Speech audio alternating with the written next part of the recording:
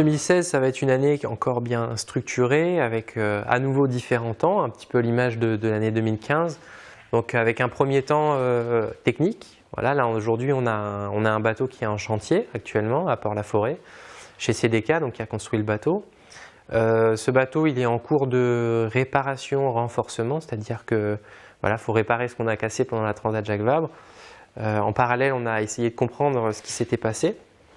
Et donc il y a tout un processus de renforcement de ce bateau qui va être mis en place cet hiver, en plus des optimisations qu'on avait pu identifier sur les phases de navigation de 2015. Donc un temps technique qui va s'étendre jusqu'à quasiment fin mars, on va dire au plus tard, mi-mars, fin mars.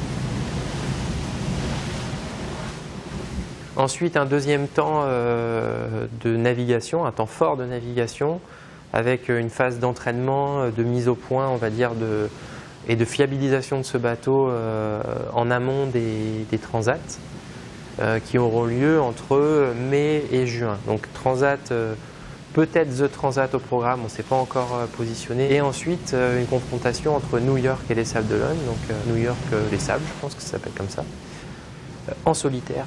Et cette fois-ci sur notre beau bateau. Ça va être la dernière confrontation en course avant le Vendée Globe, très importante pour nous. Pour 2016 et au vu de ce que j'ai pu vivre en 2015, en 2014 et sur toute l'expérience que j'ai construite finalement jusqu'ici, j'ai le sentiment effectivement d'être mieux armé, quoi. C'est vrai qu'au démarrage de ce projet et quand Safran est venu me recruter, j'avais vraiment l'envie de mener à bien ce projet tout en me sentant peut-être un petit peu démuni au départ parce que forcément un projet Vendée Globe et de la navigation sur ces bateaux-là, c'est pas rien. Quand on vient du Figaro, il nous manque forcément aussi des armes et des cordes à son arc pour pouvoir mener à bien ce projet-là et être performant sur l'eau. J'ai envie de continuer cette préparation et de passer du temps sur l'eau pour pouvoir continuer à me donner confiance et à me renforcer sur toutes les phases et les périodes d'entraînement et de préparation jusqu'au Vendée Globe.